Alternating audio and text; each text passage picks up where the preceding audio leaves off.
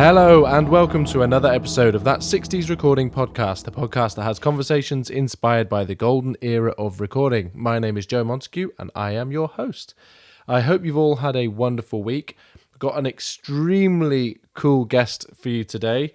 His name is Paul Butler and he is a multi-instrumentalist and producer from the Isle of Wight, and his name has actually cropped up on the podcast before. He used to own the console that is at ATA Records, All Things Analog Records, which is based here in Leeds, a recording studio and label. And Neil Innes, who runs that studio, has a big Swedish, I think it's a broadcast desk, I'm pretty sure it will be a broadcast desk, that used to be owned by Paul Butler. And since I found that out, I've wanted to speak to Paul for the podcast, and He's a very busy man. He's a Grammy-nominated producer, you know. And so anyway, I've been trying to get hold of him through various means. And then actually, as it happens, through this podcast, I was contacted by some guys that grew up with Paul on the Isle of Wight. And it turns out that we've got some friends in common aside from those guys. And I went and did some gigs down at the Isle of Wight and caught up with those guys and saw their studio. I'd love, if they're listening to this, I'm going to try and persuade them and twist their arm to get them on the podcast too, because they're doing some really cool stuff. And anyway, one thing led to another, and I said I'd love to get Paul on the podcast, and they offered to put us in touch, and that was that. So he's produced some incredible records. Most notably for me is Michael Kiwanuka's Home Again album, which is his first album. And if you don't know Michael Kiwanuka, go and check him out. The whole thing is done... It's just so saturated. It was my first it was just a glimpse of a modern record that suddenly sounded old. And it was a real kind of like, wow, how have you made this record sound like it was done sort of Motown era? And it's a pop record, and it's just incredible. I can't really even describe it. But yeah, go and check that record out. And that's kind of the thing that made me want to speak to Paul. So very excited to have him on. He's now living over in LA. I think it's LA.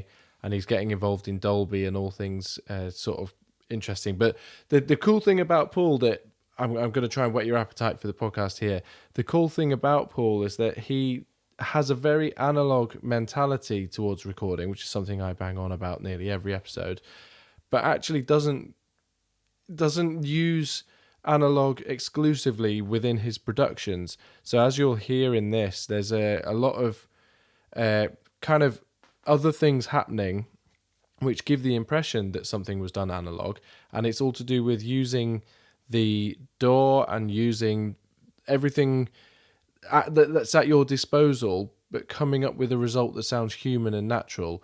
And that doesn't necessarily have to be done all through analog means, although Paul grew up recording in all analog, and then he kind of kept that mentality on whilst improving into a sort of more modern recording means, and has produced fantastic results. So that was the really interesting, and I didn't know that actually until speaking to Paul. So it was a really interesting combination of all of those ideas. So I'm super happy to be sharing this with you.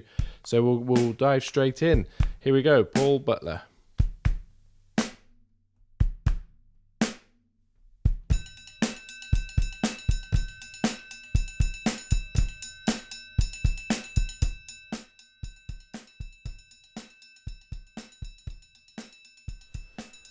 Are you ready for my attempt at an advert? Here it comes. Make Noise Pro Audio are specialists in used pro audio equipment, and since 2015 they've been on an endless quest to supply all things modern, old, vintage and obscure. Everything from outboard, microphones, synthesizers, audio interfaces, drum machines, mixing consoles, studio monitors, amplifiers, cabling, furniture, and everything in between. Go and check them out at makenoiseproaudio.co.uk. Sam's a lovely chap. Definitely go and do it. Enjoy the episode.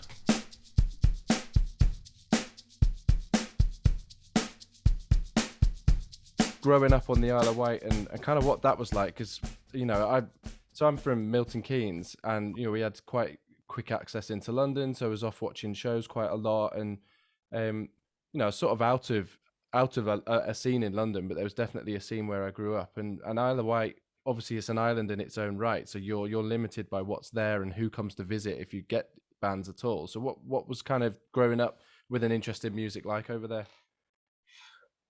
growing up in the Isle of Wight, you know, it's sheltered to say the least, but then, you know, um, necessity is the mother of invention, and you have to do it yourself. So, as it turns out, it was a blessing that I kind of looked at the world, and just thought, I looked at what was successful music at the time, or at least appreciated music, and I just thought I can do that, and no one told me I couldn't. So, um, in hindsight, another enormous blessing is that my mother decided to introduce music into the family. There's no music on either side. There's nothing. Okay. And at the age of 5, she got me playing the piano. And that amazing woman stuck with it until I enjoyed music years later. So, she just made me practice. And I did, about a half an hour, but mostly an hour a day. Oh, wow. And she made me sit at that rickety old piano, the one that it was a gift from someone. And I went through my grades at home. And then it wasn't until I was about 12 or 13, I was watching Beverly Hills Cop 2. And I had this little Casio, you know, I mean, Casio doing a pretty amazing job at that point. And you have this tiny little, they were practically synthesizers, Yeah. but they were kind of very consumer still as well. So whatever one it was, I loved. And it was a Christmas present. And I got this little thing, and I sit in front of the telly and went do, do, do, do, do, do, do, do, like exact. I was like, cool. I could do that now. Cool. I can listen to something and then play it back. And then it kind of just, it snowballed practically from that. And then realized I could, I had a musical ear. I could hear something, I could play it, and then went into making my own stuff up, and then enjoying it, and then forming a little band at school. Our first little band was called New Creatures, and Nice. Good it, name. Lee Boxall and Joe Hutchinson and Fletch kind of like started stepping in as the lyricist, who's someone who, again, no one told him he couldn't be a poet. So we had nothing to compare it to other than our own, time and each other's company. And then that went into, recording a little bit. So my first little, again, like a little Tascam, little 4-track. And then I was like, okay, I can multi-track. I'm Tom Dowding this situation here, doing this with this multi-track. And then that progressed to, like, okay, so I can EQ. I remember all the little moving parts. I had a little Sony Walkman with an EQ on it. I Oh, had nice. a 5-band like graphic equalizer on the front. And I loved it. I think I loved it just as much as what music I was listening to when I was like 12, 13. So I was like, I can EQ. And then the little Porter Studio had EQ on it. And then I think it had, I don't know, there was some point where I learned about compression. I was just like, oh, it makes that sound. I don't understand what it's doing, but like it makes that sound. And then that moved into a Roland VS 880, and I started using the digital effects.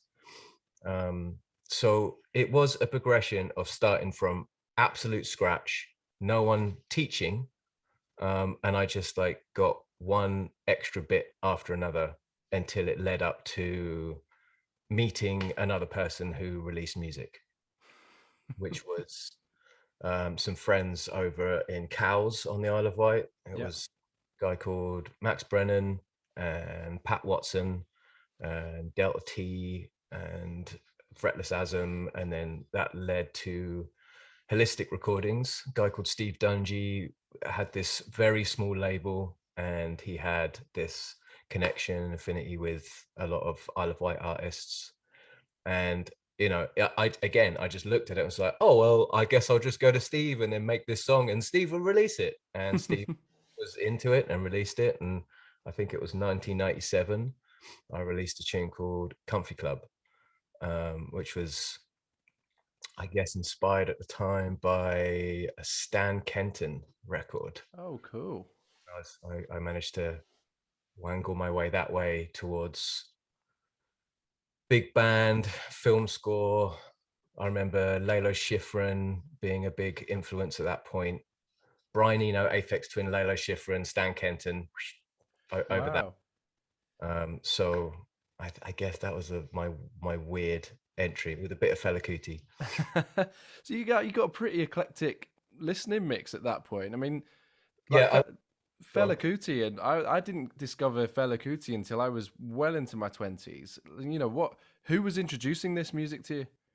so I had someone review my first record, and it had a track called Bula on it, and someone said that sounds like Fela Kuti. And I mean, I don't know how. I don't really know how. I mean, in hindsight, that's about as big as a compliment gets. Yeah. And it had like an element of like a Tony Allen-esque rhythm to it. And then I was asked to go and support Max with one of his shows in Japan.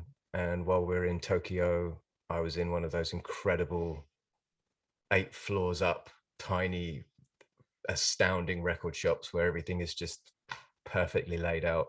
Yeah. And saw Zombie and Monkey Banana on like a 12-inch, and I got that and took it home. I was like, what? Dang.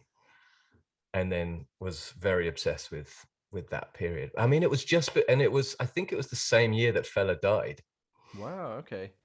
So, and then I also had a connection to Giles Peterson. He kind of spotted Comfy Club right at the beginning and like put that on compilations, and I was kind of following what Giles was doing. And again, I mean, going back another step, I was also very lucky to have these incredible friends on the Isle of Wight, particularly Russell Brooke, who I was flatmate with when I was living in Shanklin. He's a good friend, and he kind of taught me how to listen to music, I guess. And he was a profound record collector, the kind of person that would take a bus into Newport in the center of the island, just like, I don't know, 15 miles away, something like that, and then would buy a 7-inch with his return bus money and then walk home. Amazing. So Russell had this wonderfully eclectic record collection and really knew how to dig in, we were very lucky on the Isle of Wight in the sense that, we had this crazy run of music festivals in the late 60s leading up to the 1970 freshwater Isle of Wight festival. So the demographic changed on the Isle of Wight considerably. 650,000 people came to the Isle of Wight festival in 1970. Wow. Yeah. It's a lot of people. Yeah. Like 200,000 plus hit the last of the pre-wall at Glastonbury when a lot of people were jumping the fence, and it was frightening. Those pinch points in between fields were frightening. So you can imagine 650,000 people on an island that had probably close to 100,000 as a population at the time. And a lot of people, didn't forget the Isle of Wight and either stayed or came back to the Isle of Wight, including my parents. So we had this, music loving demographic that moved in, which then ultimately got rid of their records at some point. So people like Russell and I don't know, a bunch of other people, there's quite a few to name, but like I said, I was very lucky to have these crate diggers. I think it's just sort of it sounds something that it sounds to me is quite important is that there's this nice mix of this particular point in time that you've just described, but also being away from sort of the mainland hustle, and also having the freedom um, of not being told that you can't do something. So you're able to express yourself and encouraged to express yourself, and you're not feeling, there's no sort of FOMO, if you like, of like, oh well, that's going on over there and I need to be there. You're just sort of in your sort of a bubble, if I couldn't call it that, like of just doing your thing and growing really a lot within that bubble. And there's probably something to be said for that, especially in this day and age of the way that sort of everything is, sort of being outside of the main sort of bulk of activity and building a profile within where you were is sounds like it's quite an important part of your story. Yeah. I mean, it's almost impossible now if you want to be part of social media and be that connected to the rest of the planet. I mean, it was like I was a monk practically. I was really into learning and going deep into my art. I was kind of like, I was at that point where I was just like, I'm not getting a mobile phone. What? I don't want you to contact me at any point. That's crazy. Yeah. I was into that. I wanted, oh yeah, I was completely happy in a shed in a field with my instruments, learning and growing as a musician and I mean, not that I'd even call it that, or a musician or a producer at the time, but that's what I was doing. Yeah, you didn't call it anything. It was just that thing you were just doing. So yeah, it was kind of seamless. It was nameless. It had zero pressure, and yeah, that creates something very positive in a person. I think when nothing to there's no real unhealthy competition at that point. It's just you and your little voyage of discovery. It's attractive. It's Yeah, nice. I think it's really cool. So the kind of period of time I'm quite interested in is um, moving between the Bees' first album and then going to record at Studio 2, and kind of how that. This is a huge question I'm asking, so you take it however you want. um, but sort of going, working on your own in a sense to create that first album, and then going to, I mean, Studio 2 of all places, and you couldn't get to sort of further points, I suppose. So if you could, I mean, how was that? What did you learn from sort of making a record yourself or a few records yourself, and then going into Studio 2 and suddenly being in probably the most legendary place that you could have chosen to go to? Well, first of all, I guess the story of how Abbey Road Studio 2 came about. So everything was fine. And in fact, I was against the idea that you had to go to a big studio. I was against the idea that you had to be part of anything mainstream, Mhm. be, you know, um, to have some sort of working career in the music industry, for example. I was against it. I was against major, not against it, but I didn't want to go down the major label route. I wanted to run it myself ultimately. And then and then this, one of my HHB speakers blew one of the main cones, and I sent it back to HHB. And ever since that point, not ever since, but post getting this repaired speaker back, I would have these horrible comments back from the label. And I'm like, Paul, they sound like shit. What? And I was like, I don't know. I have no idea. I'm trying. I mean, it's like mixing's getting harder, but but I get it till it sounds good, and then I send them off to, I think at that point it was Virgin, and then yeah, this guy would just be like, they sound terrible. They sound like dog shit. They're disgusting. I'm so disappointed that we've signed you and you're submitting these. And it was very confusing. And then I said to my manager, Joe Hillier, at the time, I was like, put me in a big studio. I'm done with this poxy shed. And He's like, where do you want to go? And I was like, Abbey Road. And he was like, well, your new label owns Abbey Road, so why don't I ask? So they asked, and of course, the label that owns the studio are going to say, of course you can come in this studio at $8,000 a day. Of course you can. You'll never pay off your advance. You'll never pay off your recording costs. Not that I knew anything about recoupment at that point. So that's what they did. You know, they said, of course you can come in here. We were like, wow, we'll never pay off. We'll never pay it off. Let's go.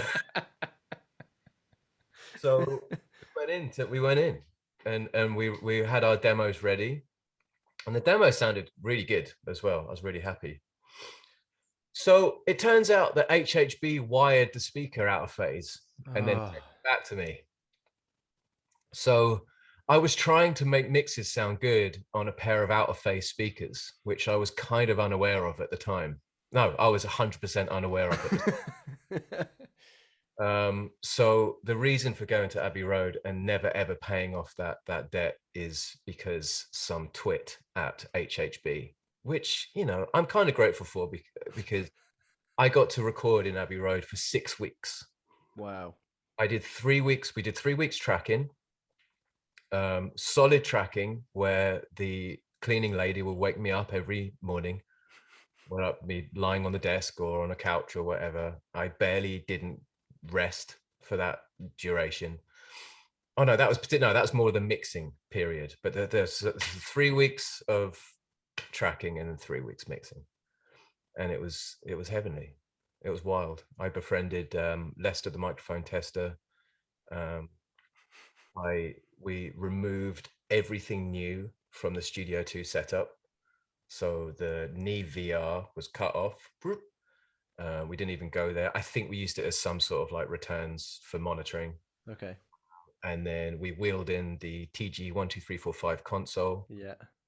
And then everything was routed through that. Routed, sorry. But you're in America now. You can say routed.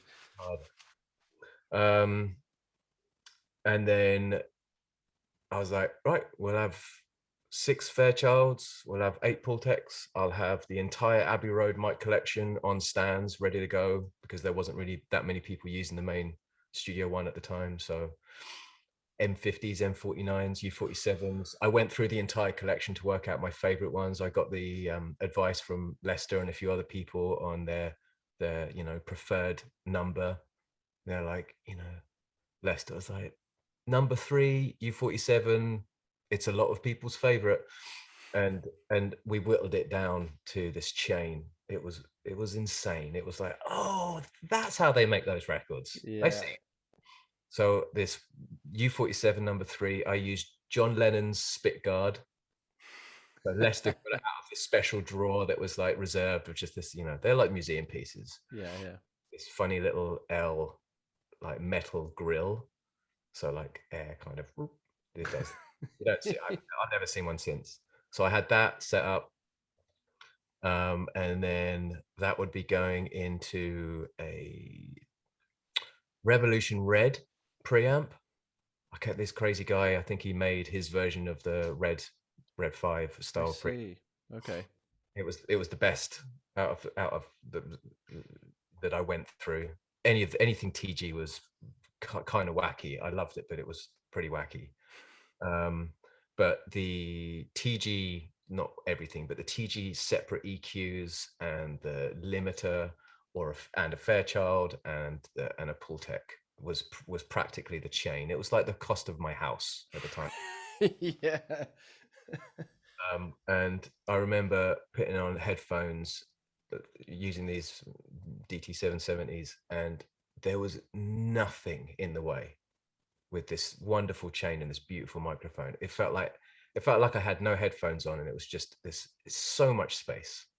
And I was like, oh, that's like a Frank Sinatra thing or a Aretha Franklin thing. I couldn't say what it was, but it's just like, oh my God, I get it now. I'm not against big studios anymore. This is astounding. The room is beautiful. Like all of the equipment worked. We had like on-site engineers, because there would be one of the Fairchilds would go down every day, or there'll be a problem with one of the pull techs every day, or the TG, one element of the TG would go down, but there'll be someone in there come in and fix it and crack on. Someone to set the tape machine every day. It was It's gorgeous. amazing. Yeah, it's a special. It's a special place, and to spend that much time there, at a reasonably early part of your career, it's almost like it sets you up for that's what the sound is. This is what the best could be.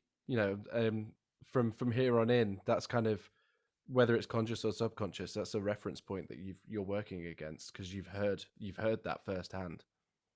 Yeah, I've heard that firsthand. I mean, it does. I don't stop learning in this world as Of far as course, yeah, yeah. production goes. I mean, I'm as excited as I was when it's stayed up here since getting that Tascam Porter Studio.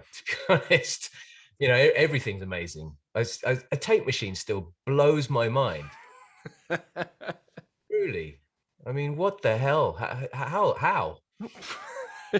I was talking to somebody the other day about the iron filings on the tape. Explaining to somebody who was in my studio about said, "Do you know how tape works?"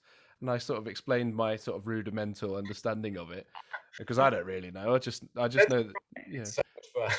yeah, it's just like as if the album that we've just mixed is on that piece of tape that's just there. It That's boggles your your mind. that's it. That's your explanation.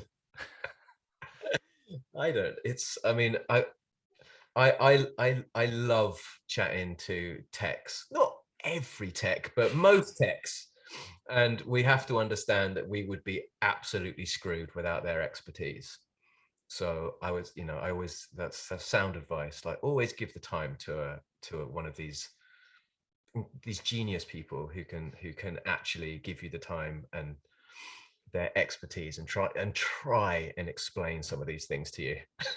50% of it flies past your head, but every time you go back in to get a little bit more information, and like a little bit more comes in. Anyway, it's me. So what from talk to me about what happened from Studio 2 and then moving to what was the Steam Rooms.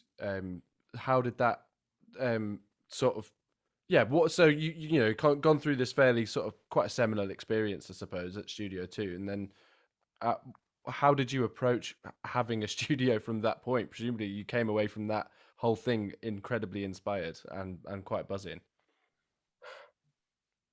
Trying to think. I mean, obviously, like budget was obviously huge. I mean,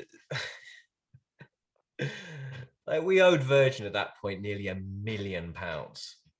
Wow. Believe how much they charged us to go into Abbey Road. It wasn't until like afterwards we are like, what? I mean, the food budget was over 100,000. Wow. Oh no, no, no, sorry. The food budget was, I think, nearly 70,000 or something like that. The six. Ludicrous. It was ludicrous. Yeah, it was. It was like, oh, I see how they do this now. Clever. Um, so it was like, okay, well, no one's going to pay for that again. And we were at this very strange point in the music industry where, it was the end of making a lot of money from vinyl and CD sales. It was just like, it was Yeah. dive bombing at that point, and we were moving into streaming, and it was like maybe at a certain point they were reclaiming those kind of like budget spends, but we were just on the wrong side of it. So we actually moved to, I think, no, I guess Octopus. Yeah, Octopus was still Virgin, but I think I think the new MD was coming in, and it was just a lot of people changing positions very fast within the music industry. And if you're not a personal signing of the main guy, it's very unlikely, unless you're already a priority act, to get the support. So it was the right time to sort of go back and set up the studio at home. And I bought a house. Aaron and I bought a house in Ventnor that had an old studio in it. Oh, and it cool. was time to go back in and, you know, live where we were working. And we needed a place to rehearse, and most of the band, nearly all of the band, were in Ventnor, in where the studio was. And yeah, that's where we started rehearsing, and ended up recording Octopus. And I mean, I love that setup. I'm sad I missed that setup. I So don't know if this you, is the Swedish broadcast desk that you had, yeah, and you've interviewed the guy, haven't you, that yeah, owns it? Neil. Yeah, Neil. so he's in Leeds. I've done quite a few recording sessions down at Neil's studio through that desk. Well, how is it, and how's Neil, and was he happy with it? And Yes, yes to all of those. Yeah, he absolutely adores it. It's it's one of the worst things, what my worst moves as far as like kit sold. I love that console, and I miss it. yeah, I think he's had every time I go in, some of the modules have been taken out and Oh, yeah. sent away and stuff. And but yeah, he completely adores it, and it's actually from the conversation for this podcast I did with Neil that a lot of it's generated quite a lot of conversation. That particular desk, I've not you know, it just is it seems to be a like kind of quite a cool little find. You know, it's kind of looks just sort of really how do you know, it's grey, like gunmetal grey, and really quite an aggressive looking thing. But Yeah, yeah, it yeah, sounds it's very fantastic. style. Yeah, I've not seen one since, and obviously it was like you know, purpose built for Swedish radio. Um, well, the guy that maintained that console is named Blake Devitt. He's a good friend of mine, and he flies around the world fixing people's very, very fancy needs. But yeah, I met him early on. He was the guy that he was working for Funky Junk a lot at the time, and he was the one that kind of like adapted that console for more studio use, so it was more sellable at Funky Junk. And that's where we met. And then yeah, he was coming down regularly to do maintenance on that console, and he's such a character. But he would be down in the basement like screaming at that console. Why would anyone put this much time and effort into building this thing? Like the shielding has shielding. This the buttons were like, it was like clockwork inside. So you press a button and it would push a cog round that would turn an axle that would gently push something in to make contact and then come back again to like it's like whoever built this was of the mindset that this didn't need maintenance for 50 years.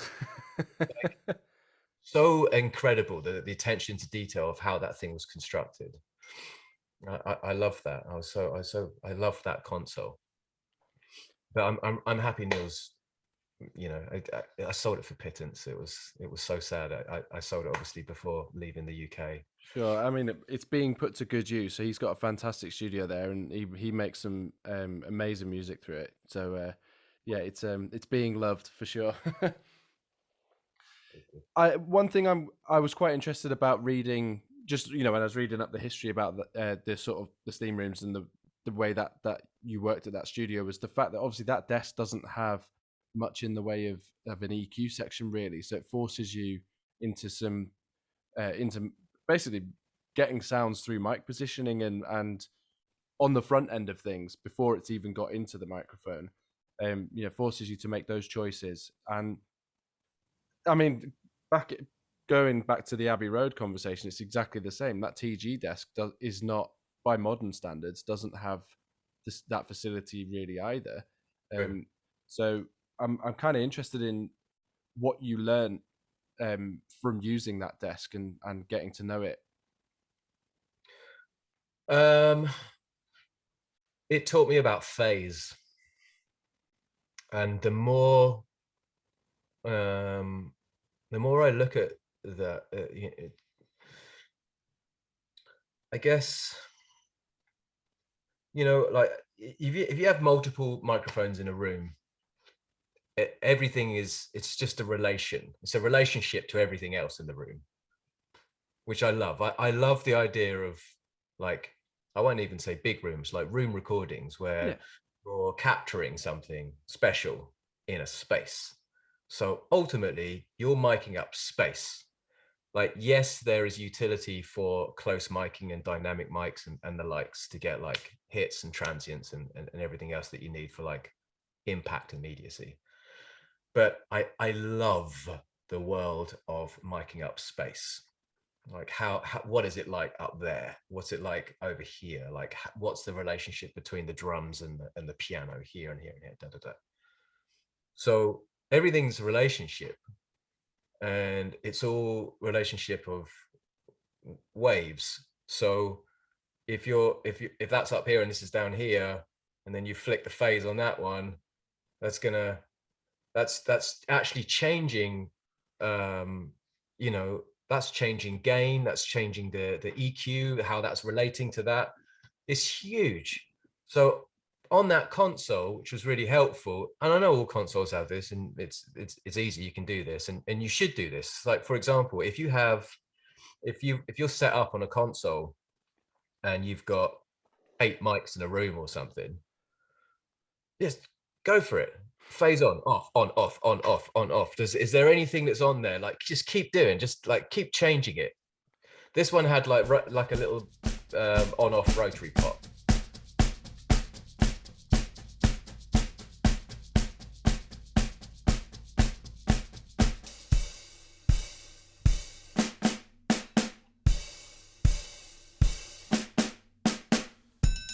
Okay, so there we go. The first part of my conversation with Paul Butler.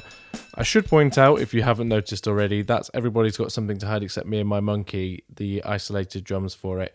And it's quite, I mean, literally quite alarming because of the fire bell that's in there. And I just felt like I should bring it up this week because it's quite a particular sound. Anyway, while we're talking about this, I've started making these fun kind of breakdown videos of these tracks that I do the isolated drums for on my Instagram at All You Need Is Drums. I may well have mentioned it in other episodes. In fact, I probably have, and you're probably sick to death of hearing me mentioning it already. I haven't had a huge amount of sleep this week, and that means I can't remember. So anyway, I hope you enjoyed that episode with Paul Butler. There's more from him next week. And we talk about a little bit more about his recording process and some other really cool stuff. So yeah, I can't tell you how excited I am to have spoken with Paul. It's even if I was the only person to listen to that episode, I don't care. That would make me happy. So yeah, I hope you got something from it too. I hope you all have a lovely week. That just leaves me to say you can find me on my website, allyouneedisdrums.com. I'm on Instagram at allyouneedisdrums or at Joe Montague Drums. I just want to say thank you to Adam Mallet for the artwork he supplies to the podcast, to Joe Kane for the intro and outro music, and most importantly, you guys for listening. If you are enjoying the podcast, please leave a review on iTunes or Spotify. It really does help. And please feel free to share and spread the word. Yeah, have a lovely week, and I will be back with you more. I will be back with more next week. Goodbye.